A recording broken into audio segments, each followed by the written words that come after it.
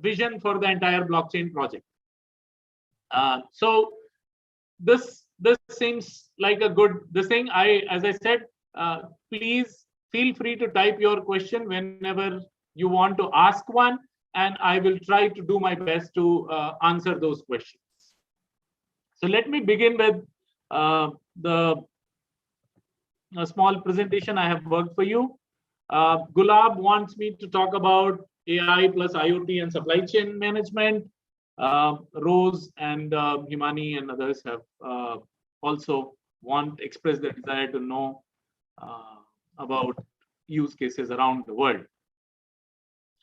So I hope the screen is visible to everyone. Okay, now my chat window has vanished. Let me get it back. Yes, sir, it is visible. Yes, sir. Fantastic. This will come definitely. You can see the moment somebody puts a chat. So okay, you can make it full slide and the chat window will be showing you. That's possible. Yeah. So let me do that. Okay, I have the chat window in front, so that works well. Okay, so all set, and let's dive right into it. I am not going to talk about what is blockchain. I will probably start from the second point: blockchain in e-governance, blockchain around the world, and blockchain initiatives in India, and blockchain in Tamil Nadu will be key focus of my presentation today. Okay, somebody is talking about insurance claiming in healthcare. So certainly that can happen, and I'll give you some more example on the insurance part as well. Somebody said, Nilima says that she wants to work on IoT and there is a scalability issue. So of course, scalability in blockchains has been a very well-known problem, and a lot of new solutions are happening, sort of being developed. Thankfully, some of them are from this country itself. So that should be scalability in blockchain is going to be resolved one way or the other. There are a lot of layer 2 solutions. Maybe if time permits, we will talk about it. Polygon, you must have heard of. Lightning is on the Bitcoin, and there are a lot of other scalability issues like Near is there, and then Near protocol is there. Then there was another one I was reading about.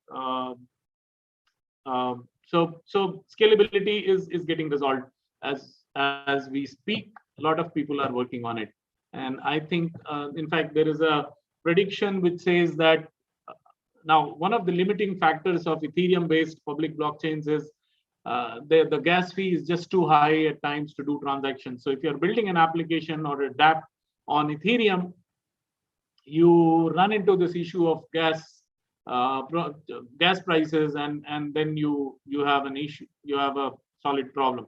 In fact, there is a company in India which is working on an India-oriented solution, which will be which is called Hi-Fi, and HYF. Let me just type it so you can check it out, the details on this, and that's quite promising platform on scalability. It's called Hi-Fi. It's done by a person I know, and it's interesting. Then there was a question on India government blockchain, which has been done. So of course I'm going to cover that. How we can as private player work or use such data. Okay. I think I will talk about it when I talk about Tamil Nadu experience, Ashutosh. And deep learning projects in blockchain, RD has mentioned. I'm not sure if there are. So one thing we need to understand, that blockchains are not meant for data storage. So anything which requires a lot of data storage on chain, that's a no-no. So I don't know if that is what your question is. But interestingly enough, AI has a certain application which can be done on blockchain, and I will talk about it. In fact, there's AI is one of the good use cases of blockchain. So if you are interested, RD, please do remind me sometime during the session. So I will tell you something about how blockchain can help AI as well. And there is a whole ethical aspect of AI which is being very hotly debated, and I think that's somewhere something which blockchain can actually help solve. So that's something. RD, please do remind. Ashok Agrawal has said that I read somewhere that Aadhaar is built on blockchain. No, not really. I have I know Aadhaar, and I was the state registrar for Aadhaar, so it's certainly not built on blockchain. So it's not even integrated with the blockchain as of now. Okay. So going ahead, as I said, please keep typing in as the questions occur to you. I'll try to answer them as we go. Okay, let me continue with the presentation. So as I said, what is blockchain? I'm skipping. I'm hoping all of you would know this. If you really need me to go over that to summarize, please type in your in the chat responses. Otherwise, I'm going to skip. Okay, blockchain in e-governance. Just a sec. Let me just readjust my window. It's causing a bit of a problem. Yeah.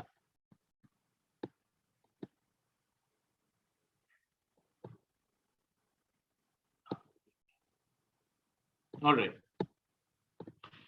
So, as you would have seen, as other speakers, and during the course, you would have. Oh, somebody said that please summarize the blockchain. So, Ayush, I'll take maybe 2 minutes and just 3 minutes, and Ankur also wants it to give you a summary. Okay, so here it is. This is a very, I mean, this is like as compacted information on blockchain as possible. So blockchain is basically, if you remember, it's made up of two words, block and chain. When we say block, it means block of information. So you take a bunch of information, which can be a file or whatever, put it in a block and form a chain out of it. And the whole power of blockchain lies in the way the chain is formed. And chain is formed using what is called hash functions. And these hash functions are basically some sort of like we humans have, fingerprints. So they are in some sense fingerprint of a particular information. So that information can be a number, it can be a word, it can be a sentence. Each sentence has its own unique fingerprint. Each word has its own unique fingerprint. Each number has its own unique fingerprint. It can be a paragraph. Each paragraph has its own unique fingerprint. It can be a page of a book. Each page has a unique fingerprint, or it can be the whole book that has a unique fingerprint, or it can be the whole library that has a unique fingerprint, or it could be a movie which will have a unique fingerprint, or it could be a photograph which will have a unique fingerprint. So you might have heard of things called NFT, non-fungible tokens. And even though today we are not going to talk about non-fungible tokens, but that's essentially, it comes into existence when you are able to take a fingerprint of a digital asset. So it could be a music file, it could be a voice file, it could be a digital art, it could be a photograph, it could be a movie, it could be any other document.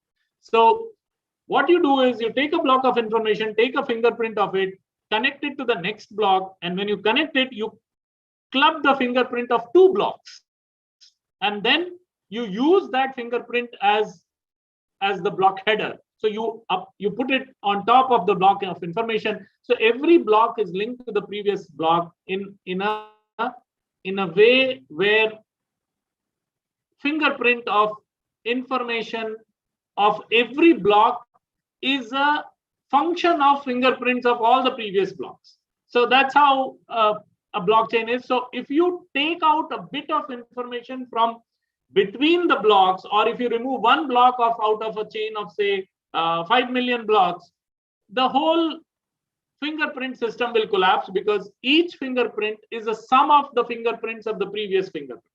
So I don't know if you understood it. If you have, please just respond to me saying yes, or if you haven't, I'll just quickly repeat what I said. Ayush, can you do that? Neeraj said yes. Okay, got it. Fine. And then, of course, there are two types of blockchain. So one is permission blockchain and one is permissionless. Permissionless is essentially where everybody can view, can download, so can access and can actually transact, and that's called permissionless. Then you have permission blockchains where not everybody has access to transact. So transaction access is limited. Hyperledger Fabric is a classic example of permission blockchain. Permissionless blockchain is typical your Ethereum, your Bitcoin, and you have like 8,000 of them now, 6,000 I think altcoins. So all of them are permissionless blockchains. So it gives, this is a summary of the blockchain, a distributed immutable chain of records. It's distributed because everybody is authorized to have a copy. Anybody can participate, if it's particularly if it is a permissionless system. Any node, and node is essentially a computer. So you can choose to become a node. All of you can become node of Bitcoin or Ethereum, or if you have a strong enough computer, you can actually, and good enough internet connection, you can become a node. So it has, every node has a copy of records, and anytime, as I said, since each block of information is linked, it as its header, it has a summary of all the previous blocks or a fingerprint of all the previous blocks. If you change one block, everything crashes and you cannot change it, and that's why it's called immutable chain of records. And it's a method to own and transfer assets. It can. So there was blockchain 1.0, which was essentially Bitcoin, and then you have blockchain 2.0, which is Ethereum. So the difference between Ethereum and Bitcoin was that Bitcoin did not support smart contracts. Ethereum has smart contracts. Incidentally, smart contracts are neither smart nor they are contracts. They're just a bunch of piece of code written in some language. Probably Solidity is the most popular, and it executes on a certain conditions being met. Somebody asked about insurance, and I'll talk about that when we come to that. Of course, because it is immutable, so nobody can go and change anything, and that brings the trust. Chotu has asked, sir, my question is, any blockchain technology for we shall create an application, then blockchain technology we shall use blockchain. I'm not sure what you are asking, whether we should select blockchain technology first or we should select an application first. So actually it happens simultaneously. If you have, it depends on the need of your application. So for example, if as a government I want to build a blockchain network where my departments would have, they will be putting out data and bringing out certain digital asset onto that, probably I will look at permissioned system. So where people will be able to view the information, but they will not be able to issue information on that blockchain. So similarly, if you are building an altcoin, okay. So Anant is saying that please take the questions at the end. It is disturbing the flow. So I think that's a good suggestion. So I'll kindly hold your questions for now. If you get a question, I think Anant, thank you for this suggestion. If you get the question, please write it down, keep it with you. As we go along, after 2, 3, 5 slides, I will ask you any questions, and that time I will take up all the questions and answer. Thank you, Anand, for this input. Okay, so that's a brief on blockchain, and let's look at what happens in blockchain in e-governance. And as I said, the attraction for a government or for any organization for that in blockchain is that, because see what happens today is that you are dependent on so many agencies for so many things, and not two agencies don't trust each other, and that's the biggest challenge of e-governance, and blockchain is the best solution for that. So for example, if you need a travel authorization, right? Who issues that? Any response? Travel authorization. If I need a travel authorization, who will issue that?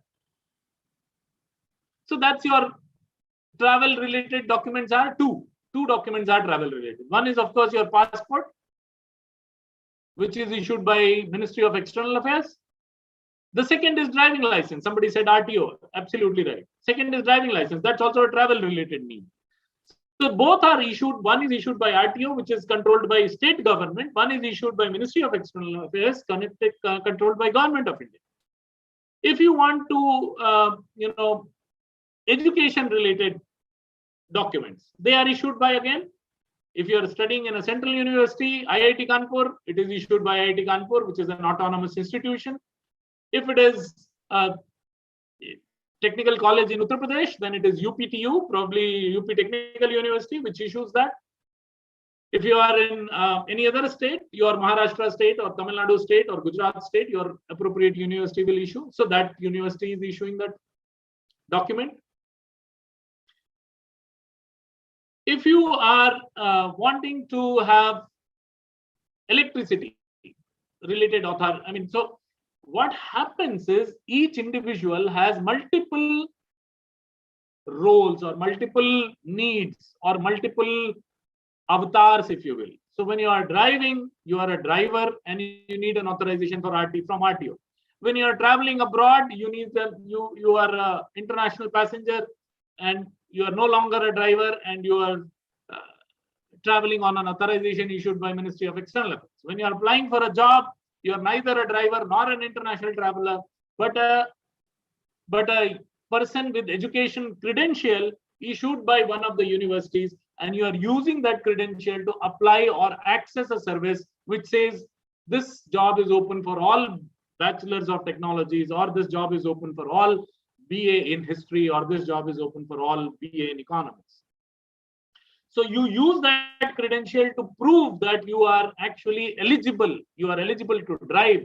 You are eligible to travel. You are eligible to apply for a job. You are eligible for age proof. You are eligible for old age pension. So all that is issued by different government agencies. And that's the challenge of government agencies. Not necessarily all government agencies work on the same platform. In fact, none of them work on the same platform. And if you talk about agencies across the state, they definitely don't work on the same platform.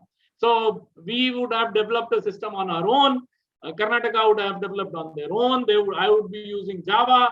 They would be using Angular Java. I would be using Oracle database. They might be using MySQL. The whole system is very different. Of course, I use Tamil. They use Kannada. Odisha guys will be using Odia. Hindi. UP will be using Hindi. So the language, the technology, the platform. Chotu has said, please example by example explain. So I'll try to, that's what I'm trying to do. So every government, so within a state, all the government agencies are not on the same platform. Across states, they definitely are not on the same platform. And if you talk about the country as a whole, none of the government technology platforms are identical. So now the question is, how do you make them? So if I want a passport, I need to give proof of address. How do I give a proof of address? I give my driving license. Now, as I said, driving license is issued by some other authority. In passport, they ask whether you are, what is that, ECR, immigration check required or not. If you are 10th pass or something, you don't require immigration check. If you are not a 10th pass, then you have to have that. So how do you bring that credential for this? That you go to the university or the school you have studied and get a certificate and put it there. Now, this is where the inefficiency and the cumbersome the delays. We all curse government saying that they take so much time, but please understand how complex these systems are. So how do these different agencies, which require input from everyone? So if you are giving, for example, the government said all landless farmers will be protected during COVID and they will be given a particular amount of wages for making their families, give them a family support for surviving during COVID. So how do you decide who are the landless laborers?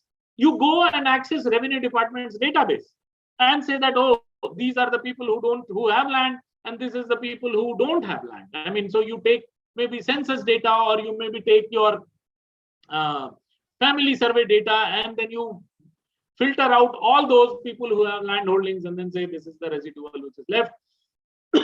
for them, we are going to provide support.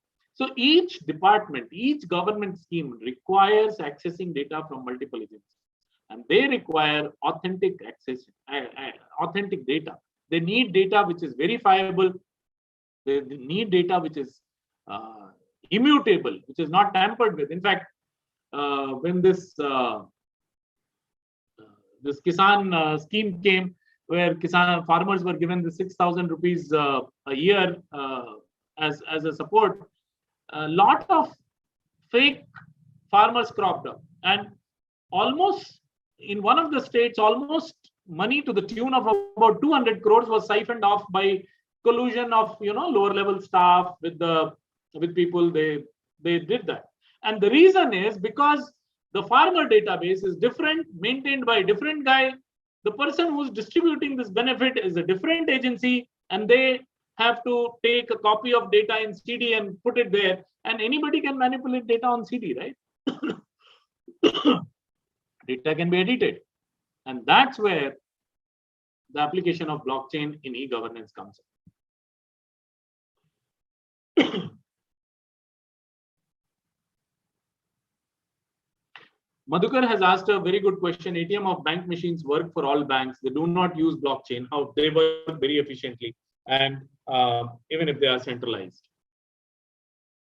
So this is a very important question, and that's in fact the first slide usually in my sessions on blockchain is, in fact, there are two slides which says, do you need a blockchain solution? So if you need a blockchain solution, then only you should take a blockchain solution. If you don't need a blockchain solution, there are things which you can do with databases. You don't need blockchain for that. But there are things which you cannot do with databases. I mean, we all know, if you just do those of you who have computer, just search on academic degree frauds which have happened in this country. Fake degrees. There is a racket, whole racket. There are every state has these black sheep, and you can pay X amount of money and you can get whatever degree you want. And surprisingly enough, in one of the states, we found that they have slots available. So you want a 2009 degree, there is a serial number intentionally left vacant in 2009 series of degrees issued. So you want 2016 degree. So there are again a bunch of serial numbers which are vacant, which can be filled up later depending on. So for example, 2009 degree is very difficult to check, right? If somebody says that I've done PhD from X university in 2009, and he was my guide, the guide would have retired, the person would have retired, the college may exist, may not exist. So 2000, say degree of 2000 or 2001, it becomes, so there is a huge racket of academic. Now, if you are an employer, if you are, and in fact, I was talking to some of the people from US Embassy, and they said one of our major problems is how do we verify the academic credentials of. Many of the times we come across in Andhra Pradesh, I don't know if you have been following this news, in US, they actually sent home some 200 or 300 students, or even more, I think, from saying that all their degrees were fake, actually. So how do you, so you're right, you don't need to replace every centralized database with blockchain, but where there is a problem, blockchain is the solution. And first thing in blockchain, remember, is to ask you, in fact, there is a very neat slide, and I don't know, maybe at the end of the session, if I can dig it out, I'll send it to you. There's a nice flow chart, whether you need a blockchain or not. So it asks you a series of questions, and then if you are answering yes and no to each, it will finally tell you whether you need a blockchain. In fact, you can dig it out yourself. It was on the WEF, World Economic Forum website, and I think it's a very sane flow chart. You must, all of us must use that before we implement blockchain. All right, so I was telling you about this blockchain in governance, and as I said, where there are multiple stakeholders, and when you have an issue of trust, you have possibility of manipulation. There you bring in this, and of course you bring in, again, popular notion of blockchain is that it's very expensive solution. It's a very slow solution. It consumes a lot of energy. So it all depends on, none of it, all of it could be true, and none of it could be true depending on what flavor and what implementation mechanism you adopt. So if it's a permissioned network, you don't have consensus, you don't have proof of work, you don't have to worry about energy consumption, etc. Again, if it's a permission network, then you don't have to worry about transaction rate. Generally, they are very fast considering the amount of volume you are going to create. So these are the reasons why potentially governments and even private organizations are looking at blockchain. So tomorrow, if you are going to hear from IBM, IBM had brought out a very nice can blockchain replace government? I'll talk about it. IBM, if you have a session tomorrow, please do ask him, and I'm sure he might be presenting or she might be presenting this trade lens solution, which IBM and Maersk. Maersk is a shipping company. You must have seen those large containers with Maersk written on them. So they brought out a solution called Trade Lens, which was for trade financing, and trade financing is an absolutely apt case for a blockchain solution. And as I said, there are solutions where data sharing between departments is there. You definitely need blockchain solution. So again, a lot of government jobs in central governments are given based on a community certificate or caste certificate issued by states. And I have seen cases pending for 15 years, 20 years for verification. And there is no system. In fact, if you could bring out this blockchain enabled system, verification will become a breeze. Any government employer can actually immediately verify your credentials in no time. I used to, as a district collector, we used to, one of our requests, one of our major workloads was, particularly if you are a district collector of a large district, is thousands of people get jobs in paramilitary forces, in army, in navy, wherever, in defense establishments, in Baba Atomic Research Center, in other central government railways, you name it. And then their credentials come back saying that please verify whether it has been genuinely issued by the following Tahsildar of this thing. It would have been issued back some 10 years, 8 years, 12 years ago, and the Tahsildar has to go through and physically find out and then give a certificate. No, it is issued, it is valid. So those issues can be sorted out if you have a smart implementation of blockchain. Of course, all these interoperability, reconciliation, provenance, all those are advantages of blockchain. So with that, let us move to the next section, which is let's see what's happening on blockchains around the world. And then, as I said, third part, I will talk about blockchain in India. And then we'll leave about 15-20 minutes for question answers as well. So this is from Europe. I don't know if you have heard of it. There was, in 2018, 21 members, and now I'm told it is 27, joined what is called European Blockchain Partnership. And they came together to create what was called European Blockchain Service Infrastructure. So in fact, it's very interesting. In Tamil Nadu, what we were trying to build, it was called Nambike Inayam. And in Tamil, Nambike Inayam means a link of trust or a chain of trust. And that it is basically an enlarged version of it because it's cross-country. Ours was limited to state itself. So, and this is what it is trying to do. So 2019, 20 and 21, they had this pre-commercial procurement. So they have, they invited private sector to come together or partner with European Union and build this EBSI, European Blockchain Service Infrastructure. Excuse me. And they were supposed to roll out in 2021, Q4. Of course, the corona kind of derailed it a bit, but I think they have partly been successful. And the idea was just like what I was mentioning, our states, right? Europe is like a mini India, or rather India almost.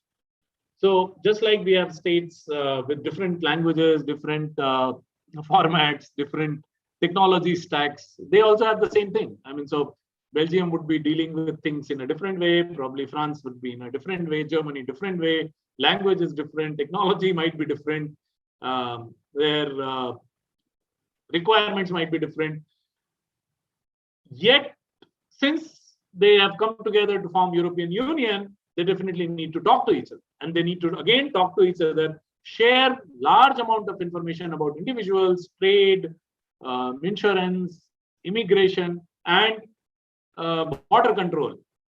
And again, the same issue which I just mentioned were also before them. So that's how this whole thing came as part of what is called CEF, which is Connected Europe Facility. And this was one of the key elements of that. So, and the use cases they started with, the first 4 use cases were notarization of documents, certification of diplomas, which is education certificates, as I was talking to you about degrees and educational credentials, and self-sovereign identity and data sharing. This was the first phase. So they were supposed to build this CBSI in 2 phases, phase 1 and phase 2. Phase 1 was supposed to have these 4 use cases, and phase 2 was supposed to have this immigration, EHealth, digital service infrastructure. There was also SME, small and medium enterprise use case, and also another one was I'm forgetting the 4th one. I'll just, I think in the next slide will come. So there were 4 in the phase 2.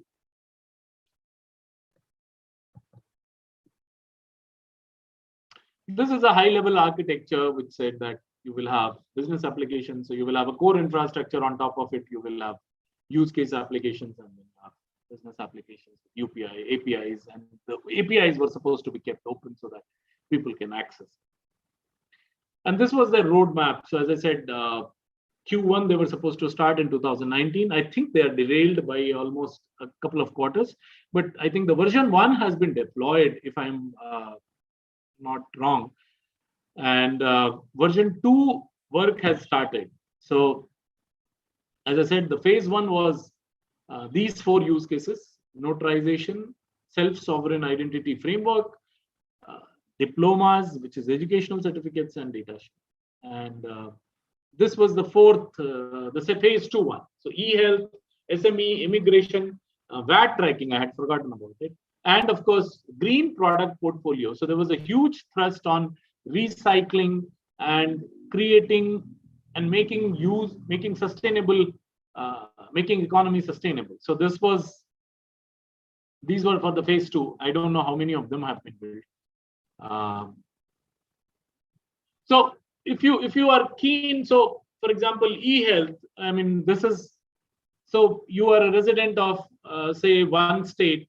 I mean, in this case, it will be, you could be in Germany, resident of Germany, you would have grown up in Germany, and then you have moved for job to Brussels.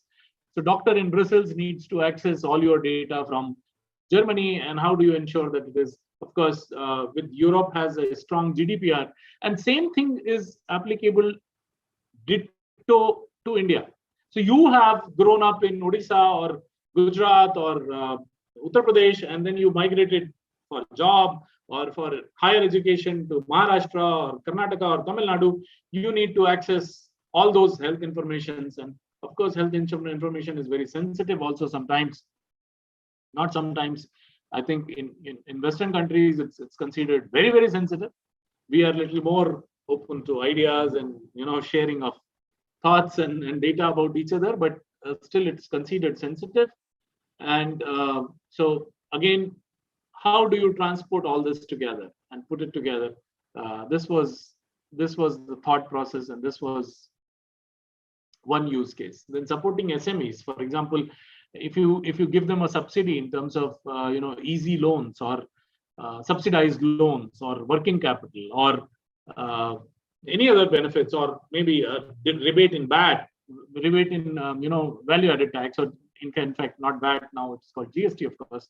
So rebate in GST, or if you are wanting them to participate in government procurement without meeting a certain criteria. So how do you do that? And as I said, I mean, one way, of course, is that, which is today you are doing. I mean, so everybody brings a certificate of MSME, or they get that what is called Udyog Aadhaar. So just like Aadhaar for us, there is a Udyog Aadhaar, so they have that, and then they produce that, and then you are supposed to access the Udyog, that is Ministry of Corporate Affairs database, and get the details.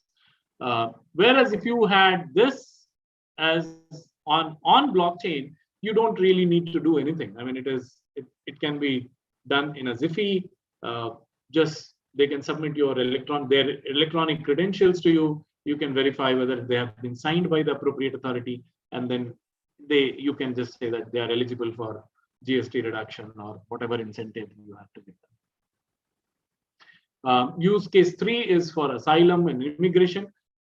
It's not very relevant to our country, so I'm not going to spend much time. Of course, the GST tracking is something they have been they propose to do it in phase 2 using blockchain. How much advantage of using blockchain in this case is there? I don't know. For India, somebody has to really sit down and study. As of now, the existing system works beautifully, so I don't think for GST tracking you need to use blockchain or anything, unless you intend to extend your benefits cross country. Then probably it could be useful.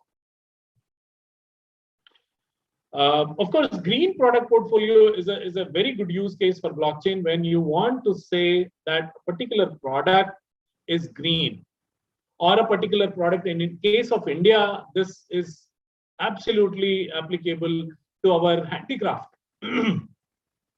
You can use blockchain to certify your handicraft of being authentic. So you already have these geographical indication GI tags. So, Kanchivaram silk, for example, or Banarsi silk sarees, or, Muradabad brassware, or Kutchi art from Gujarat in Kutch, or I don't know, shawl of Nagaland from Kohima, Naga shawls, for example. Or I mean, luckily this country is so blessed and so vibrant in lifestyle, in products, in agricultural produce, right from agriculture. The kiwis of Arunachal Pradesh, I was very pleasantly surprised. I was recently in Northeast. Assam has huge olive plantations now. So Assam produces olive. So I think whenever we consume olive, we should insist that we should consume olive from Assam and not from elsewhere, brought from outside the country by spending foreign exchange. So Assam produces olives. Arunachal Pradesh has become a kiwi capital of India. Sikkim, for example, has organic product. The entire Sikkim has become organic producer. Now, these things, they carry a huge premium in domestic as well as international market. As I said, your handicraft, the traditional, those dancing dolls and, silk sarees and jari work of brass work, Kutchi artwork, shawls, whatnot. I mean, woodwork of carving. So this is, somebody said success of blockchain is based on trust. So the success of blockchain is derived from the fact that it builds a lot of trust. So if you have a blockchain implementation, so in fact, I was collector of Ooty, and Ooty is, as you know, just like Darjeeling, Ooty produces a lot of tea. And one particular variety of tea called Ooty Orthodox tea, it is valued heavily. Now, Orthodox tea is hand rolled. So what happens is tea leaves are plucked, they are put out in a dryer, and they're allowed to ferment. And once they are fermented, then they are actually hand processed. Now, some unscrupulous person can use a machine processing and label it as a hand processed tea. Now, that will be a disaster for actual genuine and orthodox tea producers. So how do you give a premium to your orthodox tea producer using this technology. I think this technology is the only solution which you can use there to protect your producer. Handicrafts, as I said, they are. This is a technology which is absolutely suited for protection of handicrafts. So Ashutosh has asked a question, and I think you can't copy tag, and I can talk to you in detail when we come to the question answer session. It's not easy to do that, and I will. There are ways of avoiding this. I mean, you can't really copy a tag and just say that it's blockchain certified. Okay, so there are a bunch of other initiatives. Georgia, for example, has probably the only country in the world has land registry on blockchain.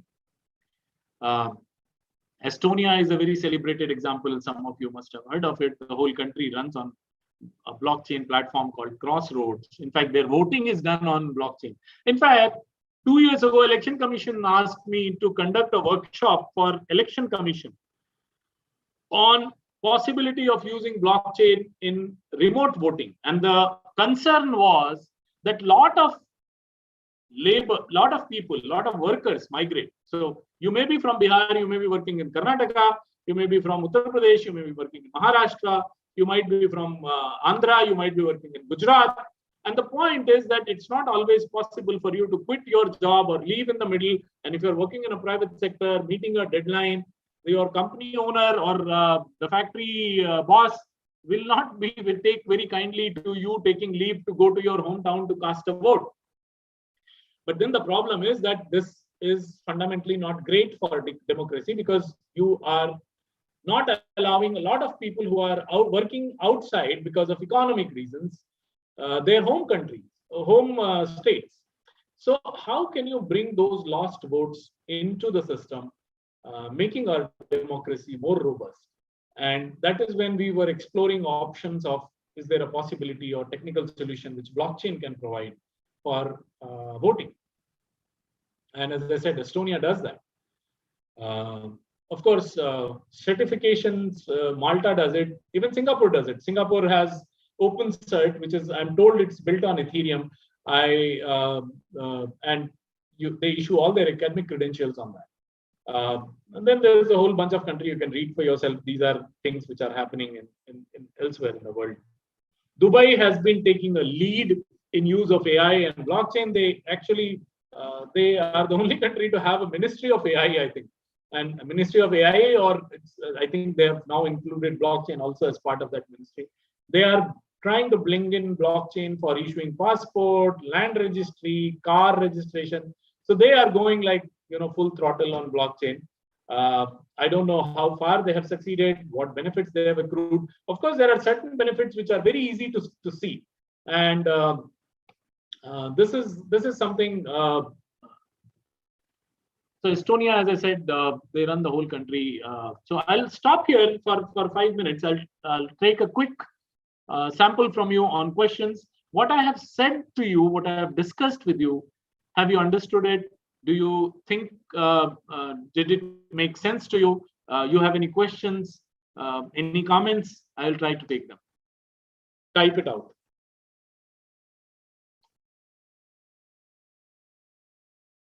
Ame, all well? Aparajita ji, do you think all is well so far? Yes, very interesting examples. Okay, so since I'm not getting much chat, I'll proceed. You feel free to, after the, I think another 10-15 minutes later, I'll stop for, in any case, I'll give you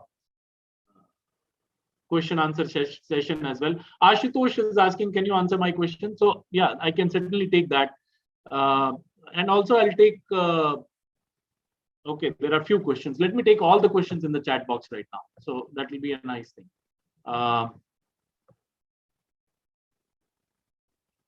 So ATM I answered. And then Sanjana asked, can blockchain replace the government? Well, it's a bit of an anarchist idea, but theoretically, yes, practically, no. So that's a short question to this, short answer to this very interesting question, I should say. Then Sumit has asked, what is the difference between e-government and e-governance? Well, it's the same thing as governance and government. So you have government which is supposed to do governance. So it's one is a noun, one is a well, both are noun. So government is supposed to do governance. Then Madhukar Anant Madhu is asking, success of blockchain can be built on trust. As we know, loopholes in government systems and people are easily escaping from the system. True. And in fact, Madhu, Anant, I don't know what to call you. Anant, the reason for blockchain is that it actually, if used intelligently, and I'm again putting it in underlines, if it is used intelligently, it has potential to address a lot of problems with our system, make it more efficient, faster. It will be really nice if you could submit all your documents and get your passport. You submit it at 11 o'clock in the night, and 12 o'clock your passport is ready and dispatched, isn't it? And that is possible only when there is no human intervention. And that is possible only when you have electronic credentials, verifiable electronic credentials issued by all stakeholding departments, right? And then you can think of, oh, I can suppose you have to travel tomorrow, you can apply at 11:30 in the night, fill up a form, submit your electronic credentials, midnight, the 11:30 you submit the form, 11:35 the system approves your passport. Well, your passport is done, ready and dispatched. Next day it will be dispatched. If you have an urgency, you can ask for whatever dispatch, and it will land up in your at your doorstep in no time. And in fact, the passport can be issued in a blockchain so that it becomes acceptable across the country. Then you can carry a soft copy of passport. You don't really need a physical copy of the passport. So this is what is the power of blockchain, which we can use if we use it intelligently. Again, one comment in the beginning was very good.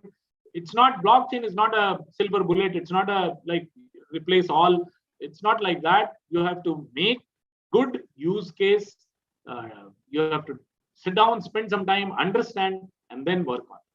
Now, so Ashutosh, I'll come to your question. How agriculture or handicraft produce can be tagged and stored in blockchain? Anyone can copy tags like apples from Shimla and put in apple or local handicraft produce. Well, it is, I mean, what you said is theoretically possible, but what happens is that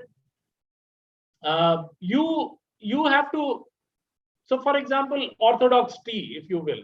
So it will have to come from a particular batch. It will be, even for example, India has a major issue, and thankfully now with this Pharmeasy and online pharmacies coming, a lot of that is hopefully getting resolved. Is spurious drugs, right? I mean, you have a huge racket, and I remember a few years ago, Delhi, there was a huge racket of fake drugs. And the question was, how do you track fake drugs? How do you prove that they are fake? And that is, again, blockchain is a, as you know, supply chain management is one of the fortes for blockchain, one of the very apt use cases. And so you record progress of everything. So Apple doesn't come directly, right? I mean, it comes through multiple processes and multiple places. A drug is manufactured in one place, APIs come, then you have manufacturing facility, then you have their level certification, then they have clean rooms, you have packaging, you have wholesalers, you have distributors, you have retailers. All that chain can be tracked through blockchain. Of course, apples might be a case where you may have a bit of a difficulty, but for example, orthodox tea, for example, your Kanjivaram silk or anything, I mean, those things can be easily traced. Okay, so let me see if there are any other questions.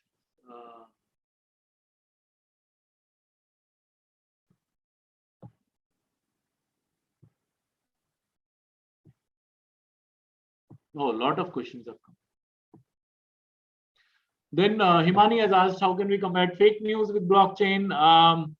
As I said, Himani, I'm not sure. Maybe, may not be.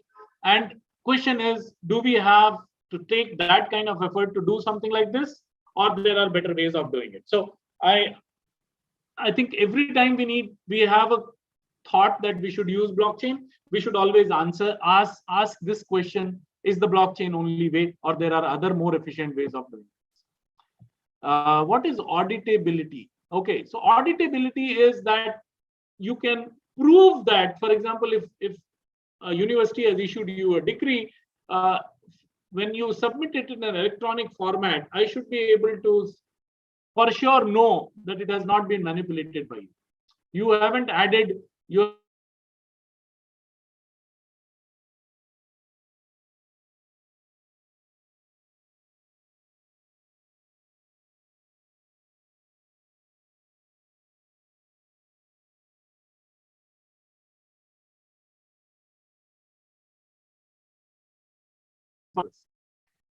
Okay. Do you think that blockchain technology isn't being used full-fledgedly in India just because government wants to have control over country's economy, wants to levy taxes? If so, well, I think it's a Likita. It's not really that government doesn't want to use it. In fact, you'd be pleasantly surprised. Government is wanting to use it as much as anybody else. It's just that the technology is so rapidly evolving, and it's not yet at a stage where a full-fledged nationwide rollouts are,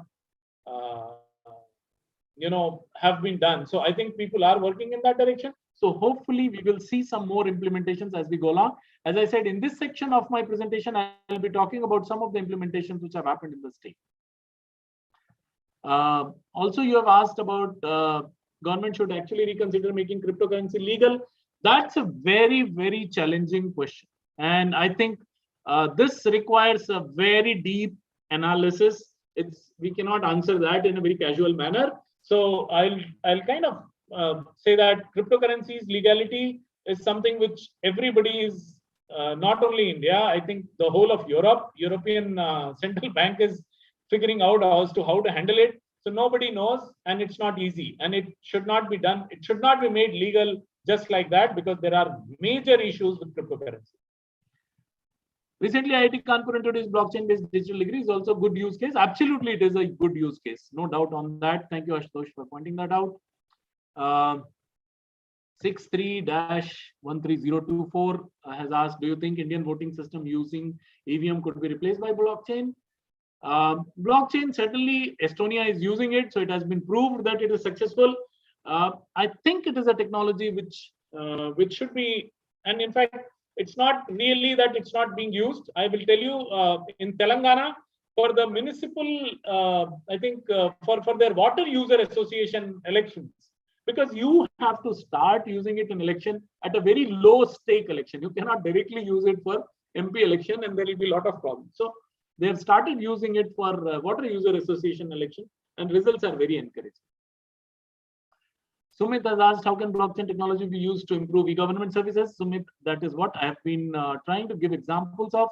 As I was telling you about the passport, how nice it will be if you could apply for your passport in the night and it is approved the same in next 5 minutes, right? You can sell your house sitting at home. All those things are possible if you have this technology. Blockchain application seems like government, where an organization can develop a blockchain and hand it over to people who can be peers and start using application validating transaction. Please share your reviews. Hemang, now what you are talking about, Hemang, is a permissionless blockchain. Government applications are not typically suited for permissionless blockchains. So probably this will not happen like that. As I said, probably government will go with a permission blockchain. Janiel has asked, what is Tamil Nadu's Nambika NM and why is it needed? What was blockchain's advantage in it?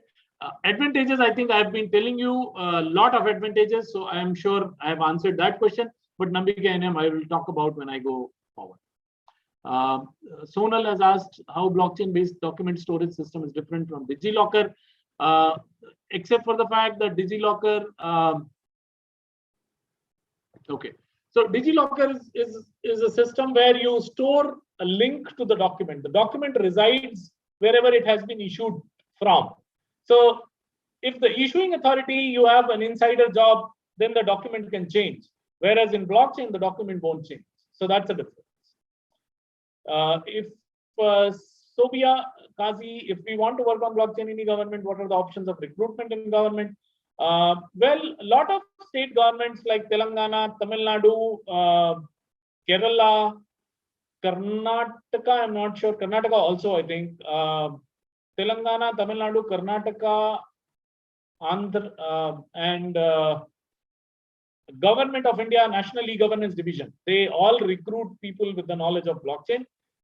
Please watch their advertisements and apply for them if you like. How can blockchain be used to support sustainability? The sustainability, the use case I had told you.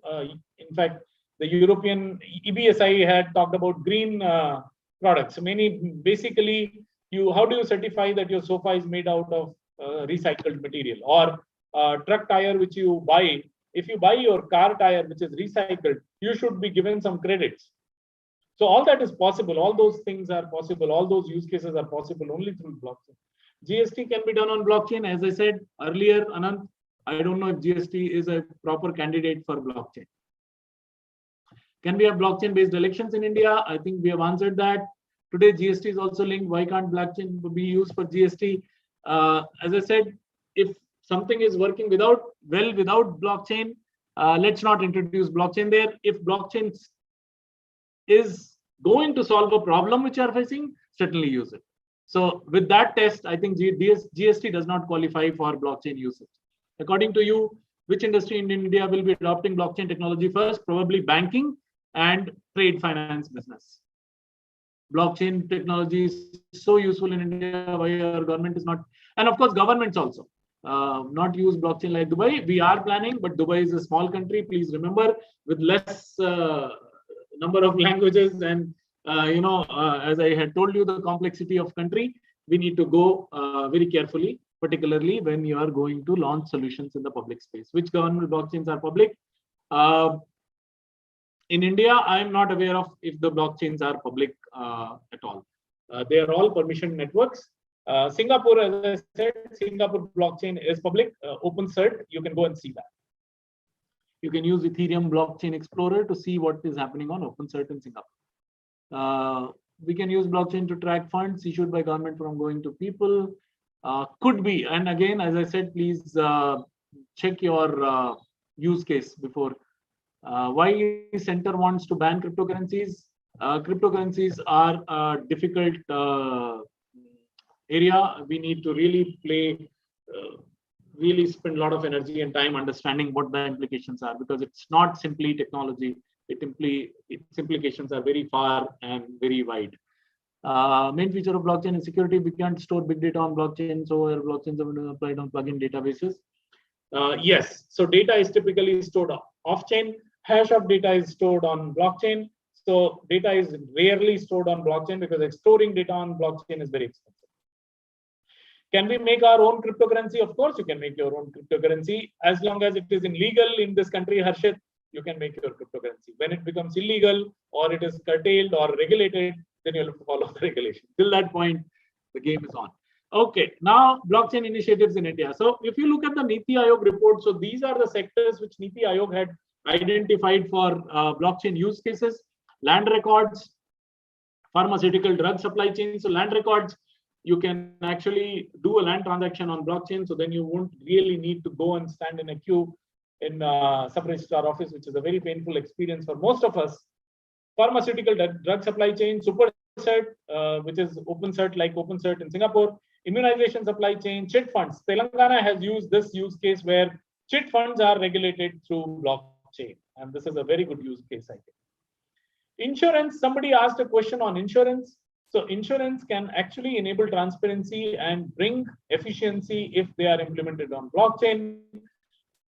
Basically, insurance is what? Insurance is a bunch of if and then statements. So if, for example, agriculture insurance, what it is? If you look at the horticulture crops, so for example, apple insurance. So how is apple insured? Or horticulture flower crops are insured. They say if between January's, in any day in January, if the temperature is above whatever 12 degrees for continuously for 5 days, the crop becomes damaged and payment of whatever 70% of the value insured should be done. Now that's automated, right? If this was brought on a blockchain, the farmers will get automated insurance claims. They don't really have to fill up forms.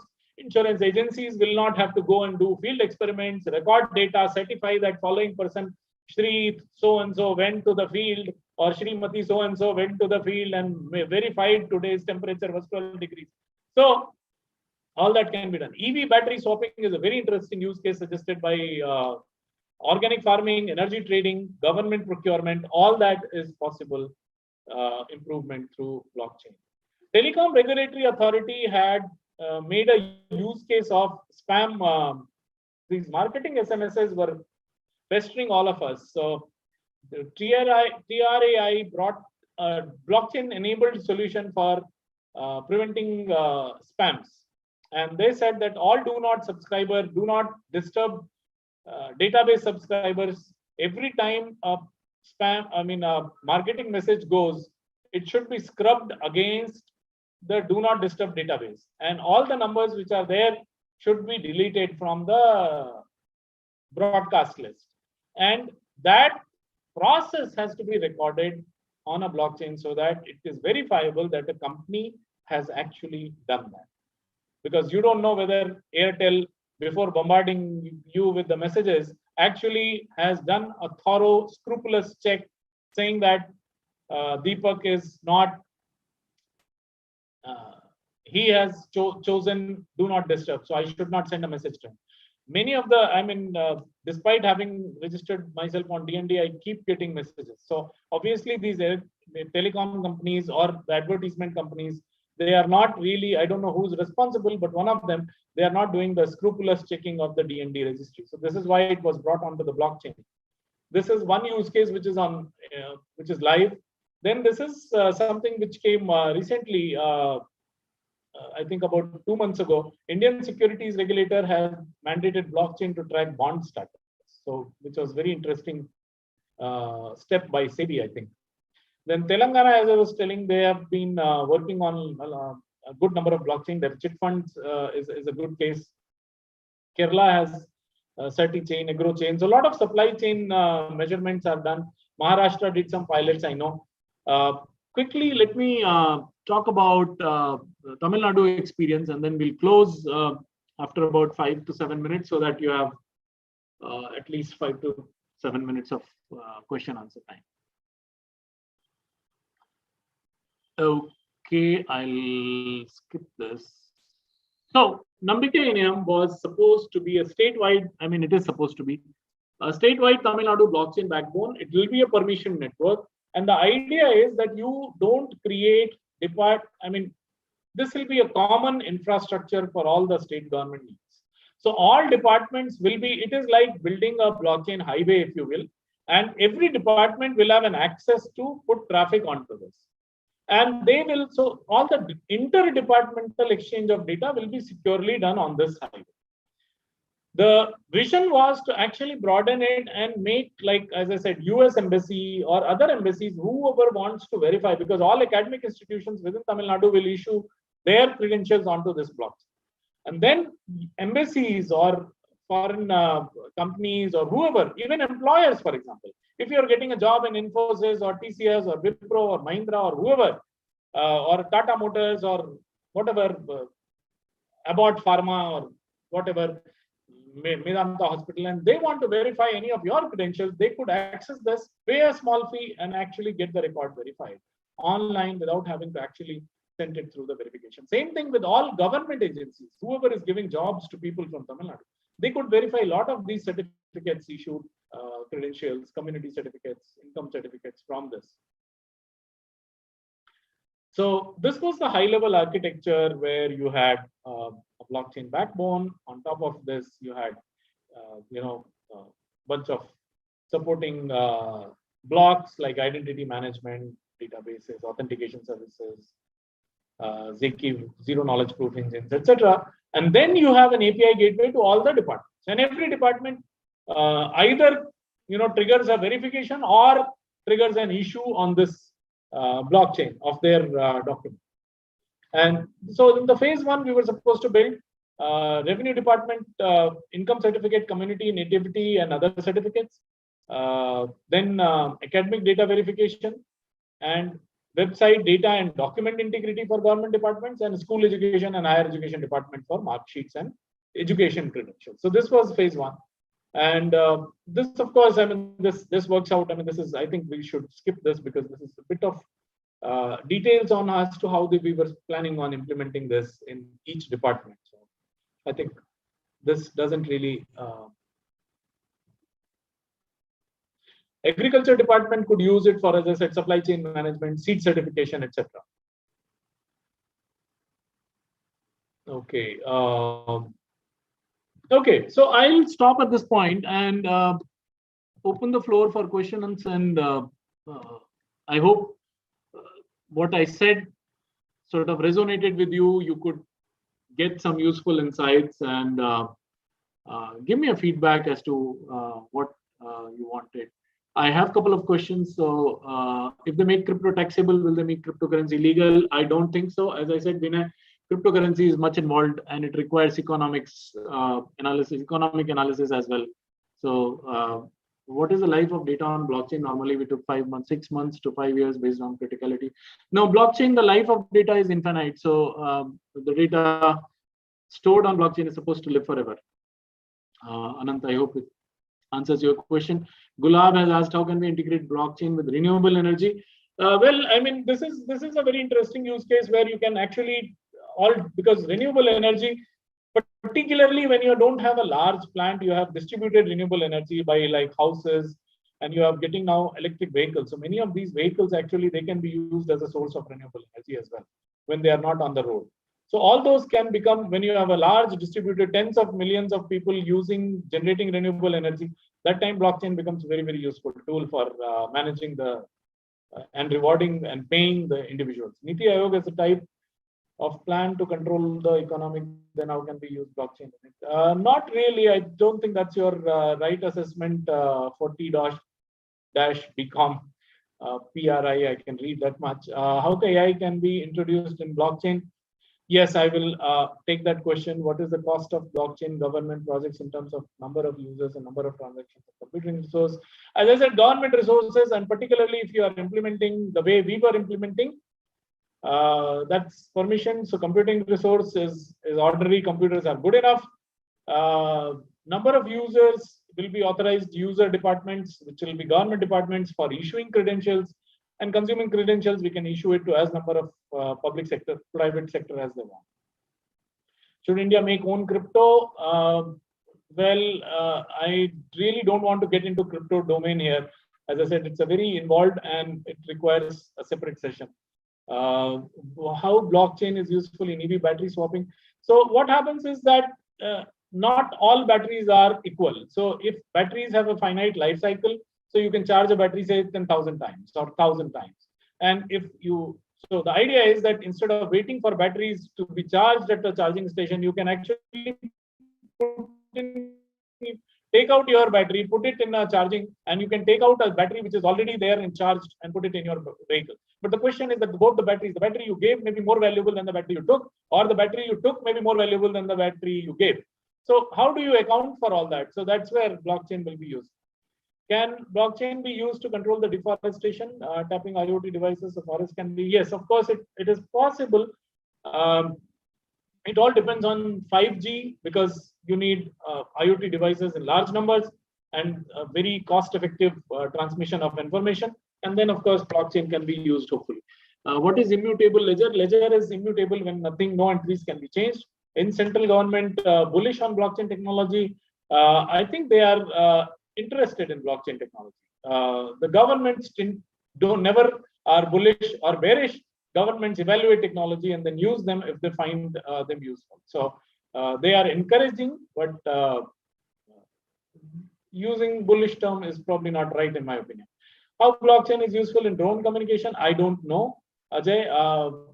I have no idea on that. And why would you want to use blockchain for drone communication? Again, that is a question you should ask. Thank you, Sovia. Great session. Thank you, Sovia, for your kind words. So I think I'm almost done. If there are no more questions, Ame and Aparajita ji, over to you. Let me know. Yes, thank you so much, Santosh ji. I could see people are so much interested and they have so many different kind of applications in mind, and I found you were keeping up with them, and I think in last 3 days or 4 days, we have been talking about theory, and your session in a way culminated into the practical aspects of blockchain. What are the different countries doing? What are different governments doing? And in a way, you also gave a very nice overview of what are the potential application where students are quite interested in those things. And yeah, I'm looking at you that you are answering your these questions, many different things, drones versus medical versus other things like green energy and all those things. So thank you very much. And we are very grateful to you that you could join this session at a very short notice. Time